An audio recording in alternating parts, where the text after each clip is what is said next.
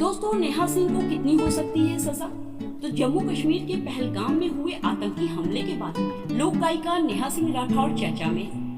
वो लगातार अपने वीडियो और गानों के जरिए केंद्र सरकार से कड़े और तीखे सवाल पूछ रही हैं, जिस वजह से सोशल मीडिया पर नेहा सिंह राठौर को लेकर यूजर्स भी दो भागों में बट गए। कुछ लोग उनके सवालों के पक्ष में हैं, तो कुछ लोग सीधे उन्हें पाकिस्तान का समर्थक बता रहे हैं। लेकिन नेहा सिंह अपने लोकतांत्रिक अधिकार से चुनी गई सरकार से सवाल पूछने से बाज नहीं आ रही। दोस्तों, उनके इन्हीं सवालों और किए गए पोस्ट को लेकर उनके ऊपर एफआईआर दर्ज कर दी गई है, जिसमें कि नेहा सिंह राठौर के खिलाफ 11 अलग अलग धाराओं में एफआईआर दर्ज किए गए हैं, जिनमें भारतीय न्याय संहिता बीएनएस की 10 धाराओं के अलावा आईटी एक्ट की धारा जोड़ी गई है। तो दोस्तों, आइए जानते हैं इनमें से कौन सी धाराएं जमानती हैं और कौन सी गैर जमानती, और नेहा सिंह राठौर को इन मामलों में कितने साल की सजा हो सकती है। वैसे दोस्तों, इसके पहले के वीडियो में आप जान चुके हो कि उन पर कौन कौन सी धाराएं लगाई गई हैं। अगर वो वीडियो नहीं देखा तो जरूर देख लेना।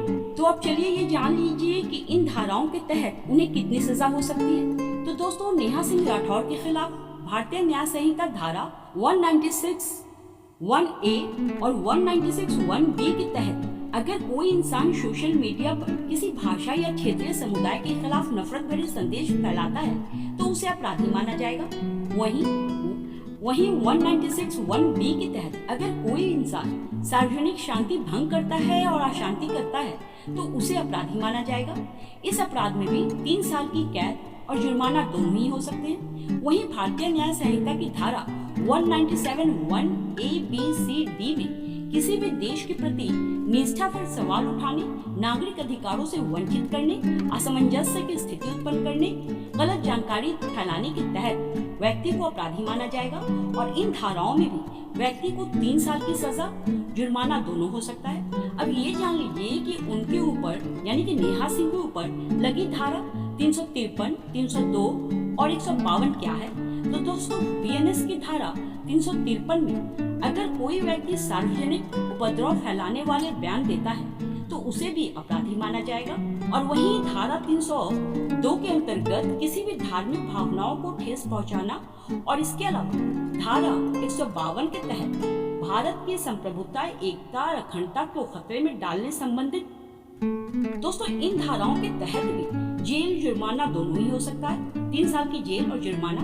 वैसे दोस्तों, आपको बता दें कि नेहा सिंह राठौर के खिलाफ ज्यादातर गैर जमानती धाराओं में मामला दर्ज किया गया है, इसलिए उन्हें अदालत से ही जमानत मिल सकती है, जेल जाने की नौबत नहीं आएगी। दोस्तों, इतनी सारी मामला दर्ज किए जाने के बाद नेहा सिंह राठौर की प्रतिक्रिया सामने आई है। उनका कहना है कि मेरे ऊपर एफआईआर दर्ज हो गई है, होनी भी चाहिए। एक मामूली सी लड़की इतने बड़े लोकतंत्र में सवाल कैसे पूछ सकती है? लोकतंत्र का साइज तो देखो, दुनिया का सबसे बड़ा लोकतंत्र है भाई। तो दोस्तों, आपकी क्या राय है? क्या नेहा सिंह गलत है या सही? कमेंट में जरूर बताना।